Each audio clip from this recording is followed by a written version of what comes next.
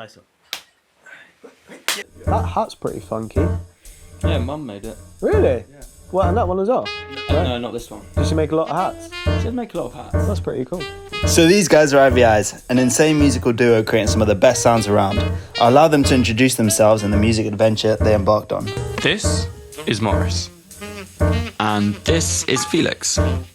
Together, they're a set of brothers who are about to embark on an adventure to cycle from London to Lyon. So, they did it. The brothers cycled from London to Lyon whilst making music on the road, carrying laptops, cameras, keyboards, microphones and a battery. If that's not enough, they build their own instruments, like this bad boy.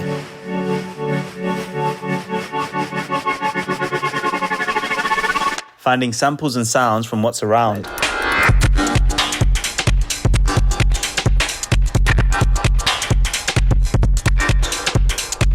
We sat down to learn about them and get an insight into their creative processes. Enough yapping, let's get right into this. So good to see you both. It feels like it's been a very long time in the making as well. Like, we planned this quite a few times, but we finally get to sit down together. And this whole thing with Jazz Club and IVIs, I think, is a great way to get our audiences to we want to put them onto you, because I think when we first met, we kind of clicked very well. Mm-hmm. And definitely me, I want to almost climb into your brains and figure out like your creative processes, your experiences, how you make music and everything else. And I think it's something very interesting that a lot of people would find interesting as well. I watched like the 2 episodes back to back, refreshed myself with your journey. I could kind of tell that there was very much like ups and downs in terms of your moods, which is like obviously it would be. It's like a very challenging. You wanted to challenge yourself.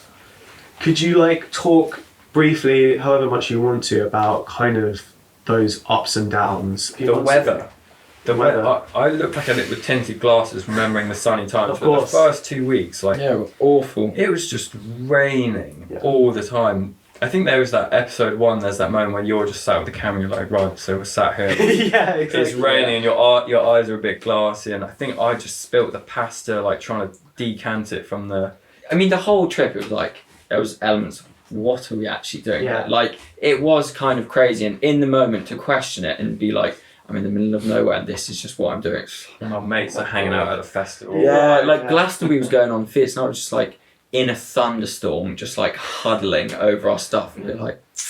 Because we were working, and like normally on a bike trip, you don't have your computer, you don't have your work, you don't have your life with you. You're just in the moment. It's very peaceful. This was like we've taken our life with us. Yeah. We were connected, which was weird. I think the ups and downs of bike touring in general, like regardless of having the tech with us, like you are so exposed to like your bike and your body just like riding through the land. You don't have that much connections to anything else. Not a lot of showers, and it is like there's so many hurdles that you feel like you're playing a video game. You're like, you have to get good at setting, you have to get good at protecting yourself from the rain. Every day the video game resets, and it can become quite like cyclical. You're just like in this movement, and to try to keep like vibes high, it's just always that thing of you're hungry, the shops have just closed, you're like, where are we going to sleep? And I'm like, Felix, where are we going to sleep? And Felix is like, just have another cashew nut, mate.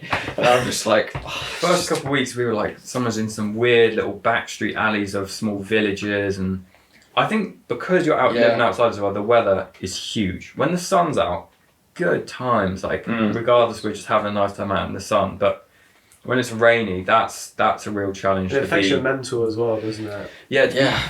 And being physically exhausted and then asking yourself to film, and just like definitely. Yeah, the first week we were really working hard, and it was like, okay, it's not raining, quickly get stuff out, let's get a little film.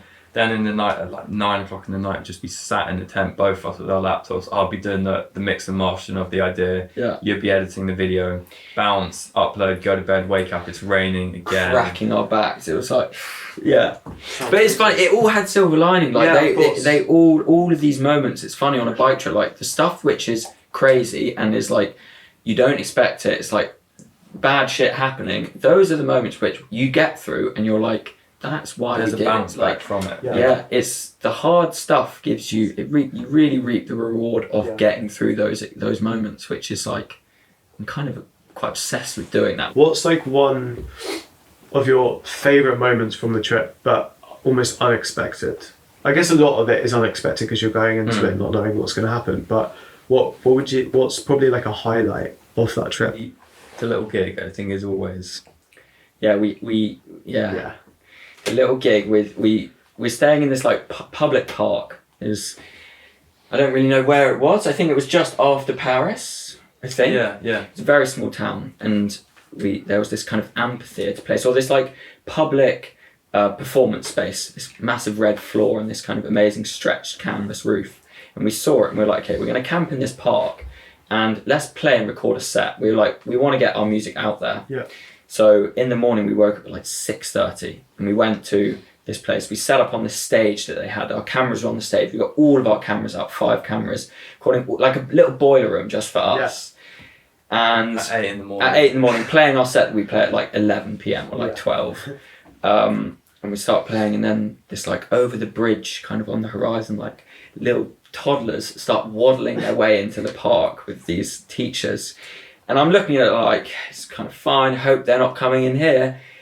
Lo and behold, they walk right into the space, and the teachers come up to us and they're like, what are you doing? Like, what is going on? In like a bad way, or In like like just a- curious? Curious, it's like 7 a.m. in the morning and you're playing like Sure. this Tech house. tech house. We're like, yeah, we're just recording this live set. We're like, what are you doing? We're like, they said we're the local like dance class for like 7-year-olds, and they go there every morning, and they were like about to do their rehearsals, their practices, and we were like, can we continue? And they were like, yeah, I guess so. And so this amazing situation happening, like 30 minutes into the set, we're like facing the stage, the cameras are shooting down onto us and like getting the space around. And behind us are all of these kids just like doing the most crazy, absurd, like avant-garde moves to music, like rolling on the floor, doing just like Irish jigs. And we're just there playing this stuff, and it was just like the most... And the set was getting harder and harder. harder and harder, and the kids were like doing really strange movements. Because I guess they probably haven't heard that type of music before and as they were well. so intrigued, they were- and we were so intrigued. And it was moments we'd be playing, and they'd be like, feet just like, look what's going on. I'd like turn around, everyone would be kind of lying on the floor, and then yeah, it was so rogue, and we were just like making coffees and just being like, we are capturing gold. we were making our We were like, breakfast this is whilst the set best. was This going is on. you can't get a better thing than this. But the cameras died, right? Yeah. That Yeah. was the whole thing. It's like we finished it, they left. Kind of everything timed itself perfectly. Yeah. They left. We played one more track. Set finished. I go up to the Sony that's shooting and capturing the whole scene. Half an hour cut off, and it was this like.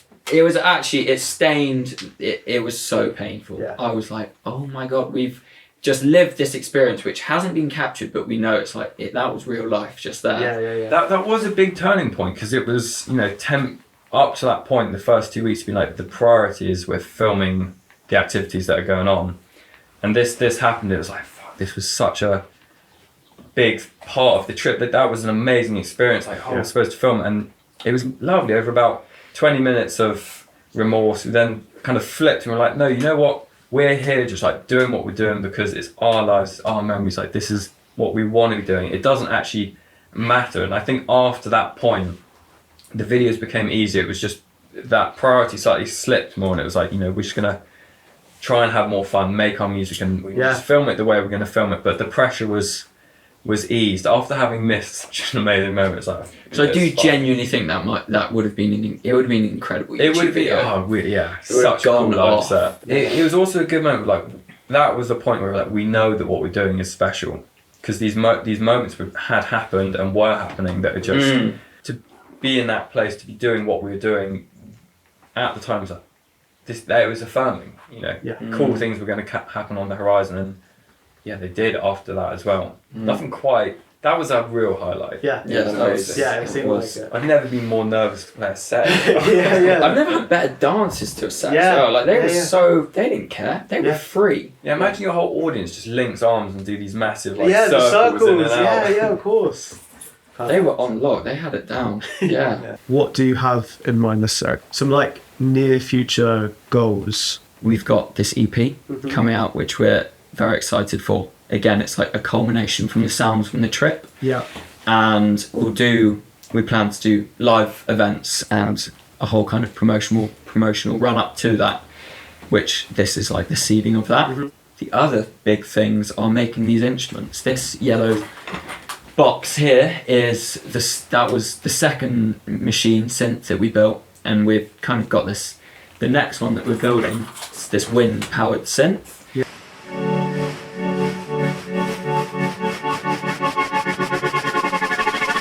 Keeping making these machines so that our live sets we're playing using instruments that are ours. That's something which is on the laser cutter at the moment. You're going almost above and beyond. This is how you want your music to be made, and now that's going into your live stuff as well. Yeah.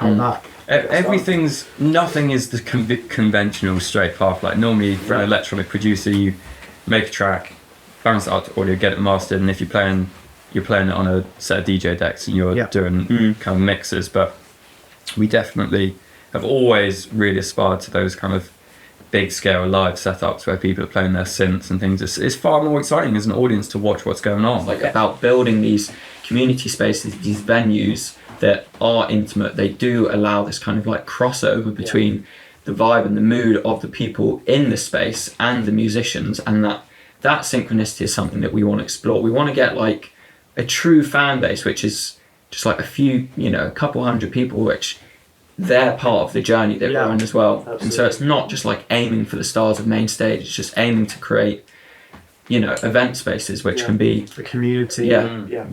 We at some of the sets we've done, it's absolutely, I love it so much to start your set with like 10 minutes of soundscape, because the intrigue there from these people is kind of, you're playing this audience with this like tension and release, these like maybe kind of abstract experimental sounds, and then all of a sudden these drum beats kind of emerge from them. It's a really fun designing the live sets is just so wicked. You're sat in your room with all your stuff and you're like so intrigued to see how people are going to react to this. So that's the big thing going forward now, is that you're trying to develop your live shows, trying to do more, learn from that, build from that, and just keep almost pushing the boundary of what you want to do in your live shows. Yeah, and I think just like live shows, that's a big aim. We love playing live. We want to play to more people. We want to engage that audience, get our music out there, let people hear this space, and that's like that feels really exciting and like fresh.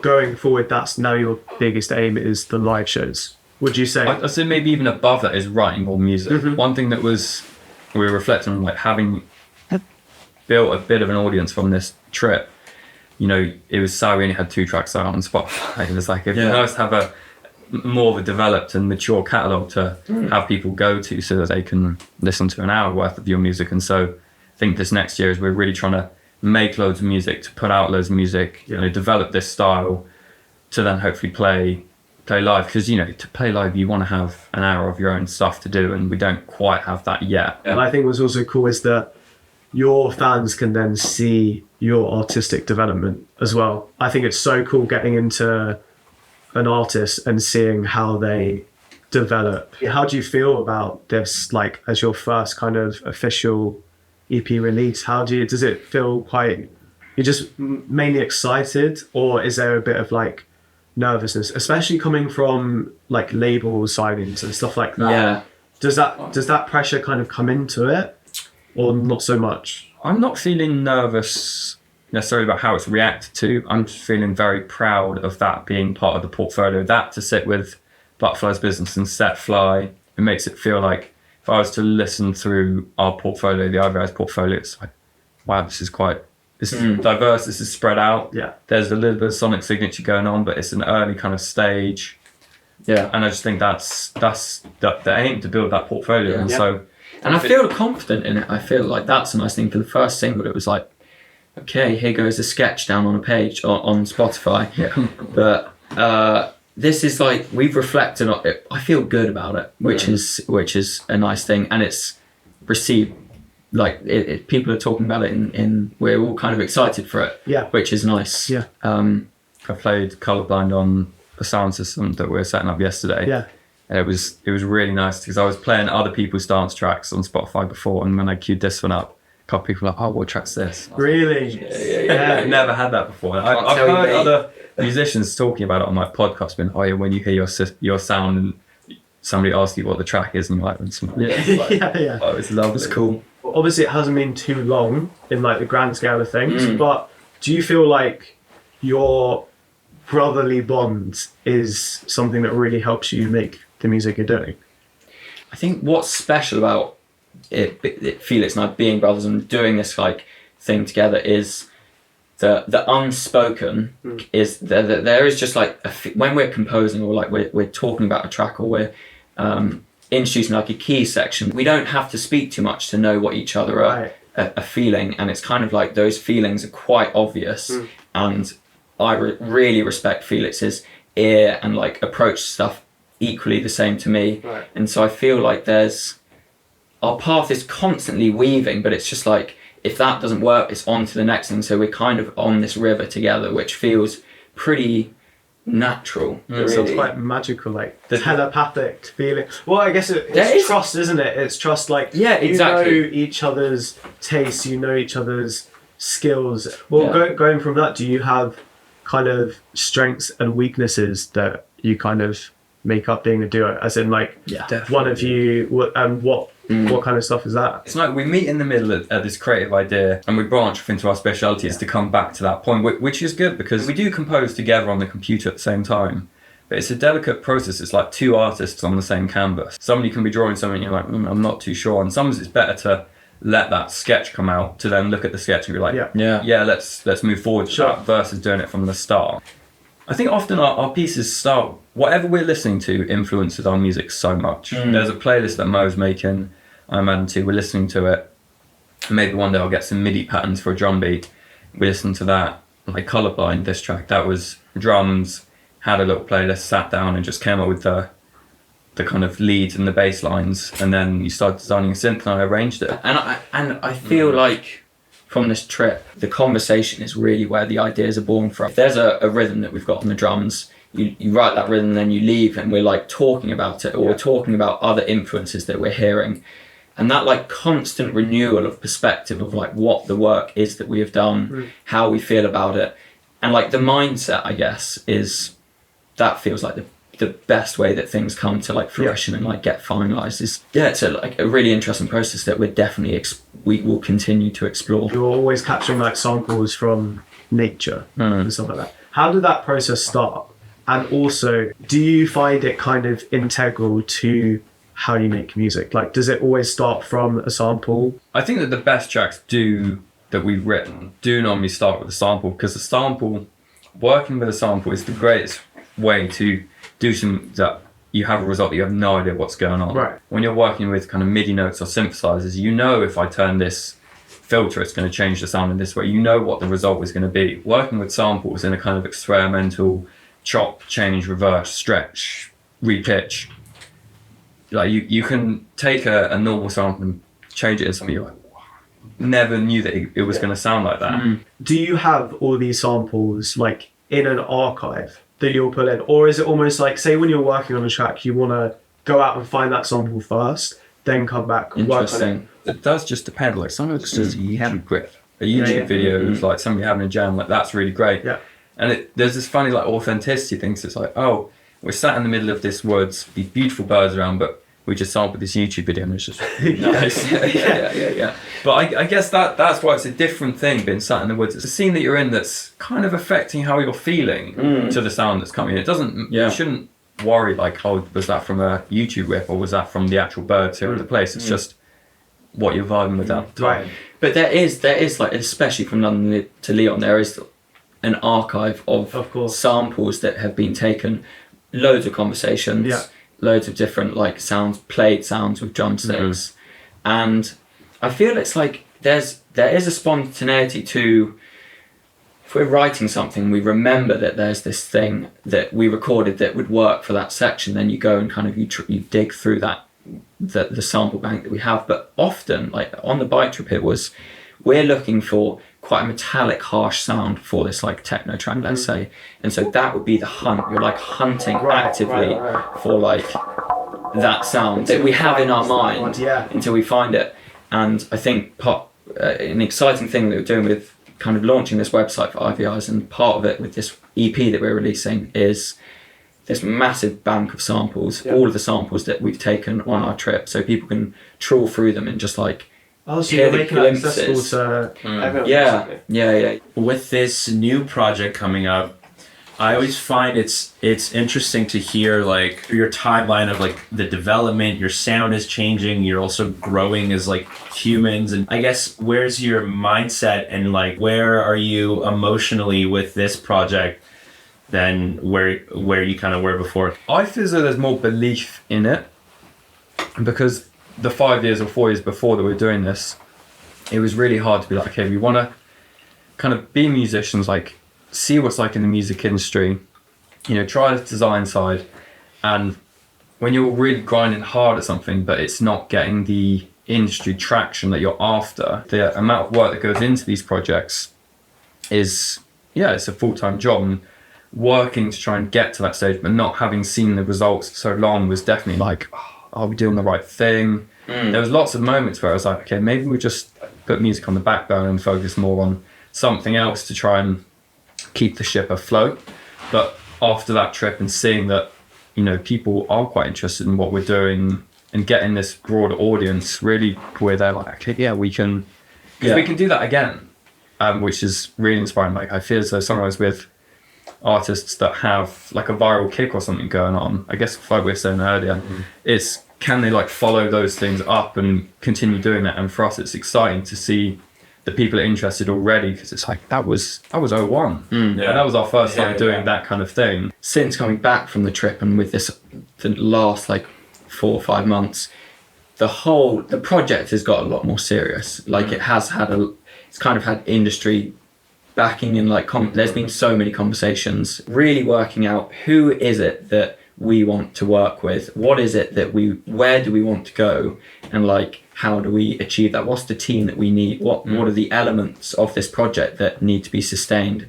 So there's quite a like retrospective take on it now of like thinking about it, whereas beforehand it was just like the whim of you're just doing it. Right. And now it's like, to continue doing this, we've got to get certain pillars in place and stepping stones, which is it's turned more technical and like business. We've kind of got to be slightly strategic and like business minded with this whole thing, which is really interesting because we haven't studied music business and we're relying on the trust of like management teams and people in the industry to help us guide this project through, which is really exciting. It's also stressful. Like I feel like the IVIs for me a year ago was just like, this is our side hustle, this is just something we love to do. And now that it's like, but you could actually do this for the rest of your life, I'm like, fuck, okay, this has got to be, we got to think about this. Right, and like right. it's this constant for me at the moment. That's all the questions I've got for you guys. It's been a pleasure. It's been a pleasure. Thank you so much for very talking. I'm glad it's finally Thank you, happened. boys, behind the camera. Yeah, thank you for mobilising so quickly, man, as well. You guys spoke about the lack of showers, because obviously like that's what I was thinking in my head. I was like, how the fuck do these guys But the smell in that tent must have been insane. Spent our first week without a shower, and we got to this river after a week and we're like, okay, we're gonna swim in this river and like have a little wash in this river. Just before we did that, we saw these like rats swimming upstream, and it was just like, it's come out of like a film of like E. coli, like it's just yeah. That was just, but I think the next day we met Emmanuel and Bernard and we were like, guys, you need to get in that shower. Yeah. Stay in the shower for an hour.